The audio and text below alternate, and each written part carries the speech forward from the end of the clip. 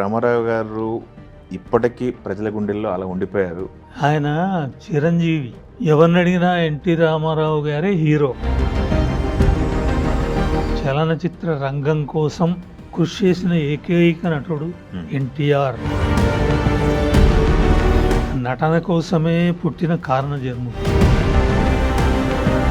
మీరు మొత్తం సమగ్రంగా ఆయన గురించి విశ్లేషణ చేస్తుంటారు కదా. ఆయన ఒకరికే పరిమితమైన వ్యక్తిత్వం కాదు ఆయన. నాకు ఈ పేరు కాదు అని తిరస్కరించిన వ్యక్తిత్వం ఇంకోరు లేరు. స్వచ్ఛమైన అభిప్రాయాలు ఉన్నటువంటి వ్యక్తిత్వం ఉన్న వ్యక్తి రామారావు. రామారావు గారు ఇప్పటికీ ప్రజల గుండెల్లో అలా ఉండిపోయారు. రామారావు గారి గురించి ఎవరు ఏం మాట్లాడినా ప్రేక్షకులు చూస్తూ ఉంటారు. రామారావు గారితో అత్యంత సన్నిహితంగా ఉన్న వ్యక్తి మీరు. ఆయన ముఖ్యమంత్రిగా ఉండి దాదాపు 35 to 40 ప్రోగ్రాములు మీరు చేసిన ప్రోగ్రాములకు వచ్చారు ఆయన. అంత సాన్నిహిత్యం మీతో. రామారావు గారు మీకు అసలు ఎలాంటి సాన్నిహిత్యం ఉండేది? రామారావు గారు మిమ్మల్ని ఏమని పిలిచేవాళ్ళు? ఆయన చిరంజీవి. ఇదే మాట నేను ఒక సభలో అన్నాను. ఓకే. ఓ పెద్ద ఆయన గురించి. ఓకే. ఆ సభలో ముఖ్య అతిథి రామారావు గారు. అదేమిటి, వారు దివంగతులు కదా, మీరు చిరంజీవి అంటున్నారు అని అడిగారు నన్ను. అవునా?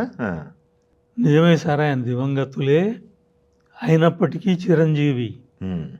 ఇవాళ ఆయన పేరు మీద మనం కార్యక్రమం చేస్తున్నామంటే ఆయన ఆత్మ ఇక్కడ ఉంది అంటే ఆయన చప్పట్లు కొట్టాడు రామారావు గారు. ఓకే. నేను దివంగతులను చిరంజీవి అనకూడదేమో అనుకుంటున్నాను. రాము గారు క్లారిఫై చేశారు ఓకే. ఒక సభలో. అంటే అంత పెద్ద ఆయన ఆ మాటను వదిలేయకుండా ఆయనకున్న డౌట్ క్లారిఫై చేసుకున్నారు. అట్లా మొదటి నుండి, చిన్నప్పటి నుండి నాకు ఎన్టీ రామారావు గారి సినిమాలు చూసేవాళ్ళం. మా సిస్టర్స్ 3 ఉండేవారు. సెకండ్ షో సినిమాకు వెళ్ళేవాళ్ళం. ఎవరిది? ఎన్టీ రామారావు గారి సినిమానే. ఇప్పటికీ పల్లెల్లో ఎవరిని అడిగినా ఎన్టీ రామారావు గారే హీరో. మనమంతా నాగేశ్వరరావు గారు, మిగతా వాళ్ళు వీళ్ళు ఉన్నారు. కానీ మామూలు ప్రజల్లోకి చొచ్చుకుపోయిన మహానటుడు ఎన్టీఆర్. ఆయన కత్తి యుద్ధం అన్నా, తర్వాత ఆయన ఎక్కడి నుండో దూకుతాడు. వీళ్ళు, ఈ భక్తులు, ఆడియన్స్గా ఉన్నవాళ్ళు, అయ్యో కాళ్ళు విరిగిపోతే ఇదైతే ఇలా దూకుతున్నాడు అన్న సందర్భాలు కూడా ఉన్నాయి. అవునా? ఓకే. ఆయన్ను అంత సొంతం చేసుకుంది ఈ తెలుగు ప్రజలు. అంటే ఆయన చేసిన కార్యక్రమాలు ఒక్క నిమిషం, ఒక్క క్షణం కూడా వృధాగా పోనివ్వకుండా చలనచిత్ర రంగం కోసం కృషి చేసిన ఏకైక నటుడు ఎన్టీఆర్. ఎన్టీఆర్ గారి గురించి పుస్తకాలు రాశారు కదా, మీరు మొత్తం సమగ్రంగా ఆయన గురించి విశ్లేషణ చేస్తుంటారు కదా. నాకు తోచింది చేశాను. నాకున్న అనుభవంలో పుస్తకాలు రాశారు. అవును. ఆయన ఒకరికే పరిమితమైన వ్యక్తిత్వం కాదు ఆయనది. కారణ జన్ములు అని ఉంటారు. ఆయన కారణ జన్ముడు. నటన కోసమే పుట్టిన కారణ జన్ముడు. ఆయన్ను దర్శించే నయనాలను బట్టి రూపాలు మారుతుంటాయి. ఓకే. అవి దశావతారాలు ఎత్తిన మహావిష్ణువుకే అది సాధ్యం. అలా సాధ్యమైన వ్యక్తులు చాలా అరుదుగా ఉంటారు మనుషులు. ఇట్లా రామారావు గారు అరుదైన వ్యక్తిత్వం ఆయనది. మీకు ఇచ్చే దర్శనం వేరు, నాకు ఇచ్చే దర్శనం వేరు. అలా అందరికీ అన్ని రకాలుగా దర్శనం ఇచ్చే వ్యక్తి రామారావు గారు. టీవీలో ఒక సినిమా వచ్చింది. అది, ఆ సినిమా చూస్తుంటే ఆయన అందం ప్రపంచంలో ఎవరూ లేనన్నట్టు ఆయన అందం ఉండింది.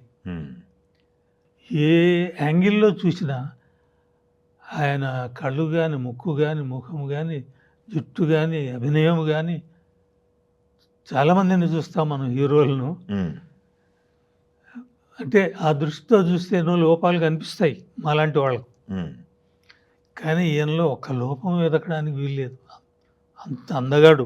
ఉమ్. అంత బాగా అందగాడు అయినందుకే ఉమ్, ఉత్తర దేశం నుండి కూడా ఆయన్ను ఆహ్వానించారు ఉమ్, వేషాల కోసం. ఓకే.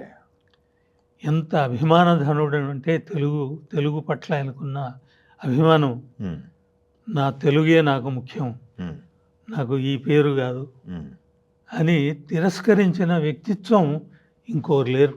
అంటే నార్త్ నుంచి వేషాలు. ఆ, చాలా వేషాల కోసం ఆ, ఆయన అందాన్ని చూసి, ఉమ్. ఆయన అభినయాన్ని చూసి బాలీవుడ్ నుంచి ఆఫర్స్ వచ్చినాయి గట్టిగా. చాలా ఉమ్, మేము అప్పుడు వెళితే బాగుంటుంది కదా అని అనుకున్నాం మేము, ఆ అభిమానులం కూడా. ఉమ్, కానీ ఆయన నిర్ణయం తెలుగు భాష, తెలుగు నటన, నేను తెలుగువాడిని, ఉమ్, తెలుగులోనే నటిస్తాను, ఉమ్, తెలుగులోనే నటించి ప్రపంచ ఖ్యాతి పొందినటువంటి హిందీలో కూడా ఎవరు లేరు ఉమ్. ఈయనలాగా ఖ్యాతి గణించిన వారు. ఓకే. అటువంటి స్వచ్ఛమైన అభిప్రాయాలు ఉన్నటువంటి వ్యక్తిత్వం ఉన్న వ్యక్తి రామారావు గారు. ఉమ్. ఝన్ ఝన్ ఝన్ తెలుగు వన్